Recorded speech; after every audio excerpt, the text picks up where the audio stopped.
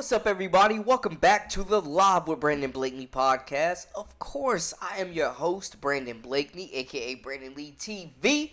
You know I got another banger for you, so kick back, relax, and come take a ride with me.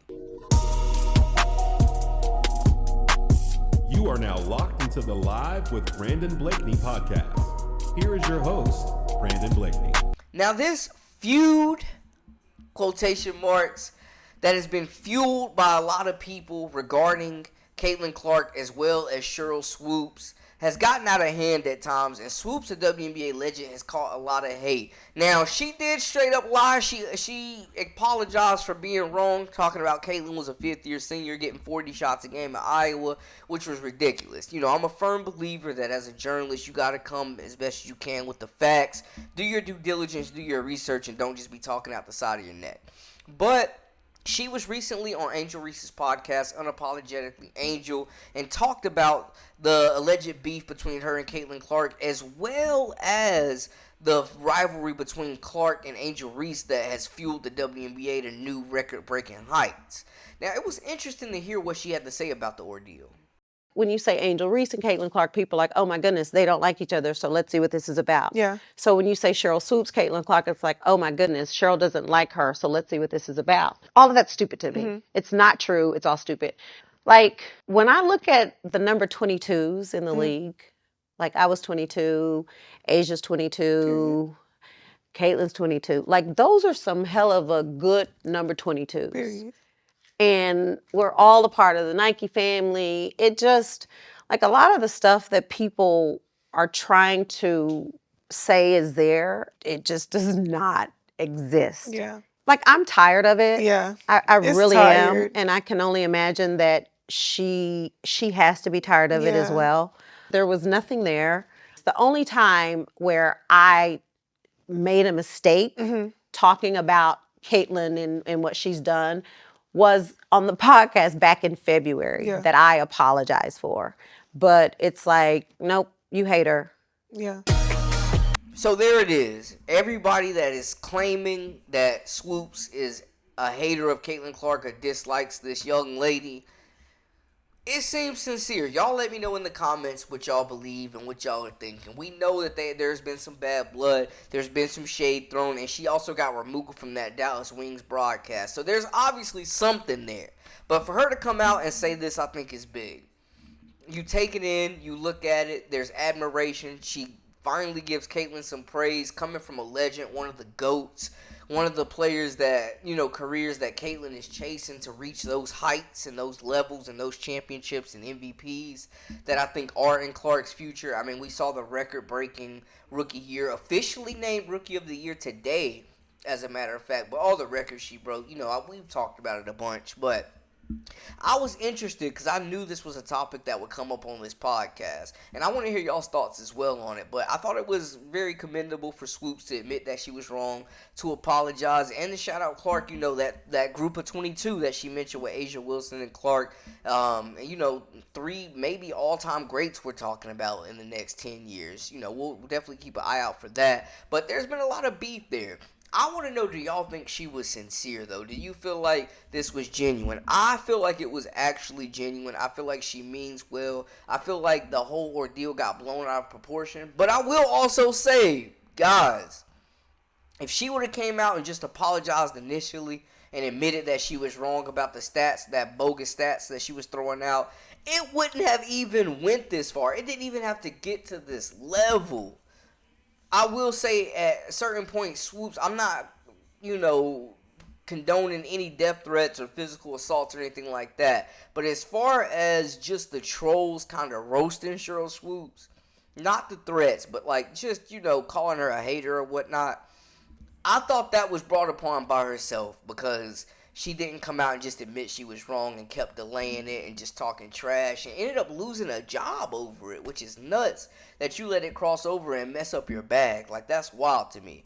But she finally comes out, gives Caitlin her flowers, a player that has impacted the league in ways we've never seen on and off the court, with her play as a rookie, having one of the greatest rookie seasons we've ever seen, but also having the most watched WNBA game ever. In her last game, over 2 million people watch that game, man. So we're talking about just record-breaking views, must-watch box office TV, the leading jersey seller in the W in year one. Finished fourth in MVP voting in year one. First team All-WNBA, knocks off the Olympic team in the All-Star game in year one. Leads the league in points responsible for and assists in year one.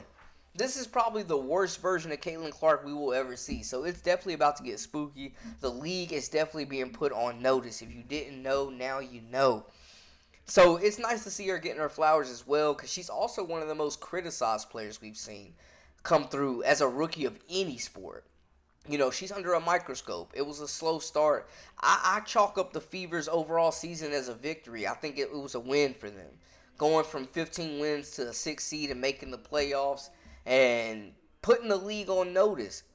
They need to re-sign Kelsey Mitchell and stop playing, but definitely turned into the most watched team. One of the hottest teams in the league after the Olympic break. One of the most offensive, efficient teams that we saw.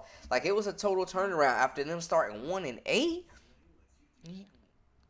I mean, the hate was real. People were calling Caitlin a bust 9 games into her professional career.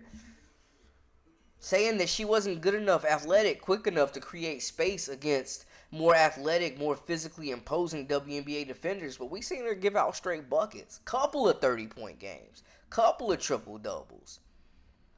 First triple-double for a rookie in WNBA history. All types of records. So it was nice to see these two ladies. Like, Angel's got a good podcast, it seems like, from the clips I've seen. I haven't seen a whole episode, so I won't gas it too much. But seems like legit, like she's doing her due diligence. This seems sincere. It was nice to see them have this conversation. Because, to be honest, just looking at it, it definitely could have went left or right.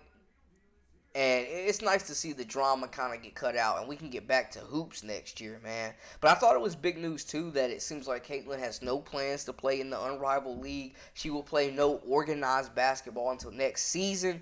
A well-deserved rest, and, you know, she'll be in the lab. But I think that's the move. I don't think playing in Unrivaled benefits her. Not going to help her popularity. She would do more for the league, to be honest, than it would do for her, I feel like. Not sure even how her game translates to a 3v3 setting. But from a showcase standpoint, from her to getting better standpoint and actually working on your game to make that sophomore jump and, you know, compete for championships, I don't know if Unrivaled is the place to do that. And that's no disrespect. There's some elite talent coming through there. They're paying big money. I think it's great that opportunity's there. I think they're filling a void that is needed, and I'm excited to watch it. I'll be reporting on it. But just speaking for Caitlin individually, I don't think it really would have benefited her to play in this league. Just from getting better standpoint, a resting your body standpoint, or financial standpoint, because she's doing just fine. I think she would have benefited, the league would have benefited more from viewing wise having her than vice versa. But yeah, I think it was a great season for the Fever, man. I think they'll be back.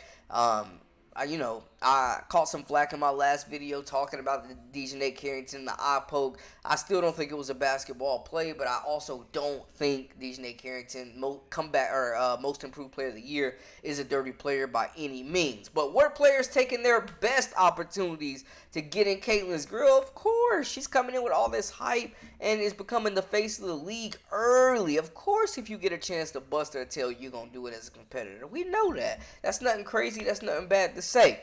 But y'all let me know how y'all feel in the comments about the interview, the quote, and everything else moving forward. That is a wrap for us. For all the latest and the greatest, I am your host, Brandon Blakeney, a.k.a. Brandon Lee TV. Subscribe, comment, share, all that good stuff, and follow us on social media at Brandon Lee TV. Until next time, hey, we out.